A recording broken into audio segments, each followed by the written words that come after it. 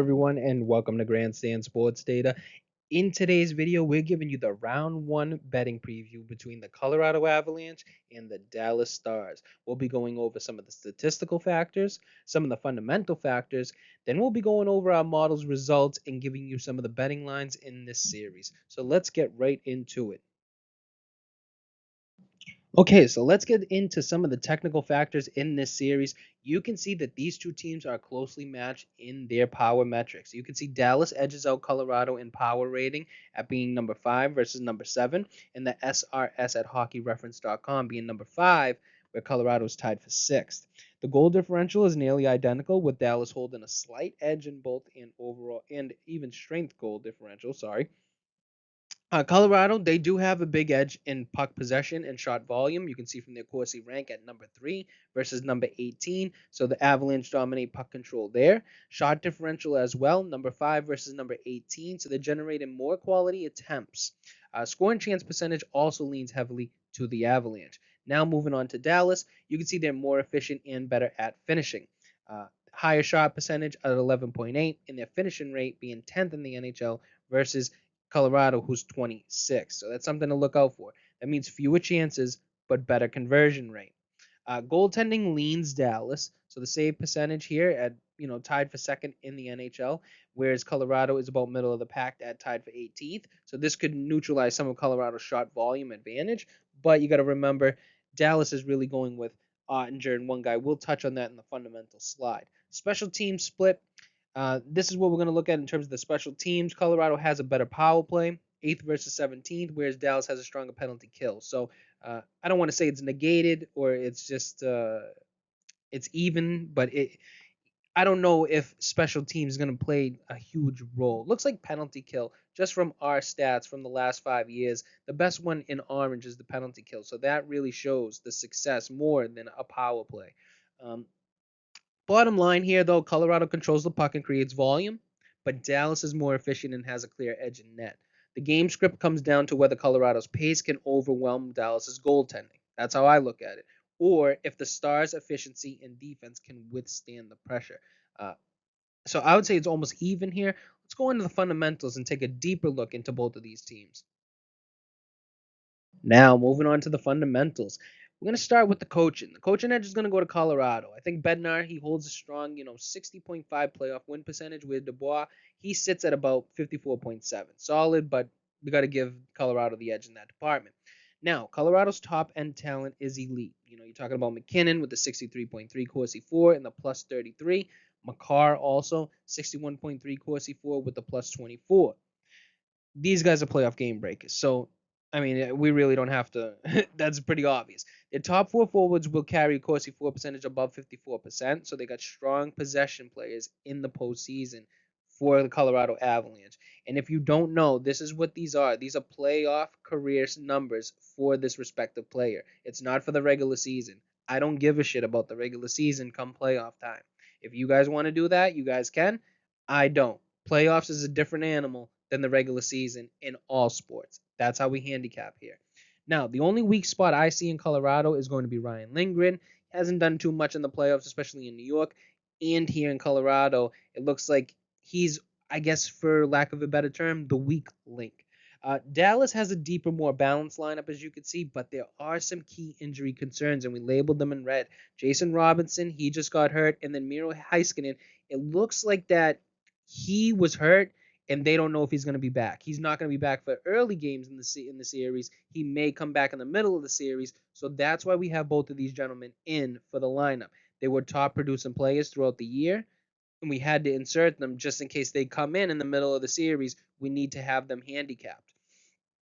Now, Rantanen at 63.4, playing his former team, has elite playoff metrics. Also, Ottinger in net.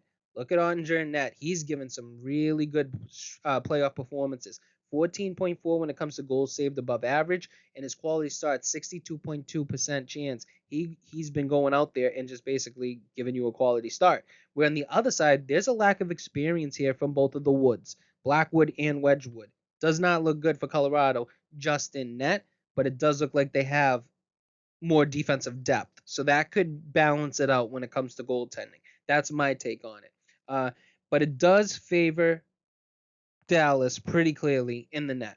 Uh, Moving on to the bottom line here. Colorado has the high end firepower. That's pretty self explanatory and playoff tested top line. But Dallas brings more goaltending instability and forward depth. So if Heiskanen and Robertson miss time or play limited, that changes the series dynamic. You have to take note of that. Without those injuries, though, Dallas has the edge. But if they're out or compromised, like I said, factor that into your handicapping.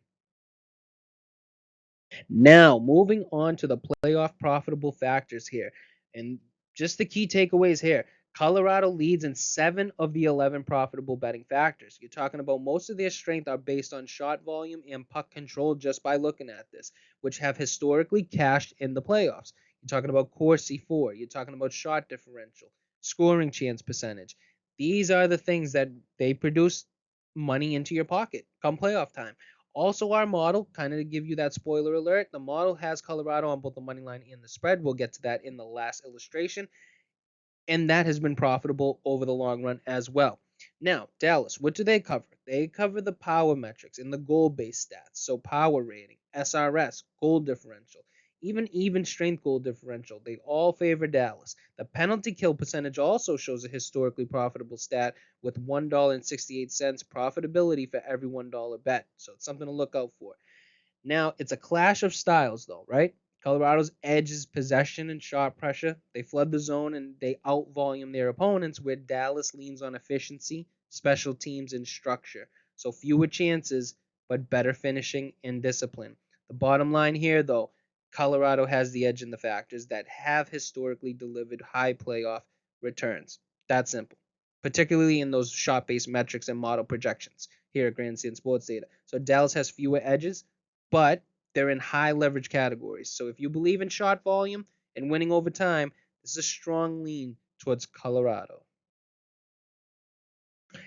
Now moving on to some of the money line trends for both of these teams. Now, neither team was profitable on the money line this season. You can see Colorado, they were 49 and 33, good record, right? But they were down $1.31 for every $1 bet. They were actually down in terms of if you called them your stock of the year at minus 1.6. So if you bet on them in every single game, you would be down 1.6 in terms of your profitability. Dallas on the other side, 50 and 32, not too bad of a record, right? But they were down $2 for every $1 bet, which means they were down 2.4% return on investment. Not too great there. Both teams won games, but they were overpriced, as you can see. The negative rate of return, despite strong record, shows that the market consistently shaded both teams as favorites. Betting either team blindly this season would have lost your money. We touched on that. Late season drop offs are a concern for both of these teams. Both graphs show a sharp decline in profitability in the last 10 games of the season. So you want to keep that in your notes as well. And that could be a result of inflated lines, playoff seed and lock ins, or soft roster usage down the stretch. So kind of look back, maybe give some reasons why they didn't look as hot as how they were playing throughout the whole season. The bottom line here, though, is both teams had strong win-loss records, but they didn't offer value at the betting window, especially late in the season. Market inflation and lack of closing line value hurt bettors backing these teams. So this suggests that value in the series won't come from blindly backing either side. Pricing and timing is going to matter more than anything in this series. Now, we covered everything, and we're going to give you our key takeaways when it comes to the series betting lines. The market has Colorado as the clear favorite here at minus 140 to win the series, while Dallas will be the plus 120 dog. On the spread, Colorado is the minus 1.5 game favorite at well, you say minus 1.5 favorite, but it's at plus money at plus 155. Uh, Dallas is a plus 1.5 at minus 195, so the books are expect a competitive series, but the edge will go to Colorado. The model is bullish on Colorado, and it predicts a 4-2 series win with a 65% win rate when it came to those 10,000 Monte Carlo simulations. So it's a strong conviction from the model compared to the market, which is more balanced. Model favors Colorado on both bet types, so money line and spread. Those bets, they both showed value on the Avs, and then the matches that we've seen in the possession stats, shooting pressure, and profitable handicapping factors, that makes you lean Colorado, or at least makes me lean Colorado. The market gives Dallas a shot, but the model is heavy on Colorado. If you trust shot-based metrics, Playoff volume indicators, Colorado is the side with value. At minus 140 with a 65% edge projection, this is the green light spot for the Avalanche backers. So like always, we'd like to thank you guys for watching. We hope that you got some awesome information from this video. Now, don't forget to subscribe to Grandstand Sports Data for more great shows like this one. Also, don't forget to give this video a like, share with your friends, and then leave a comment down below on who you think is going to win the series. That's all for now, and we'll see you guys in the next one.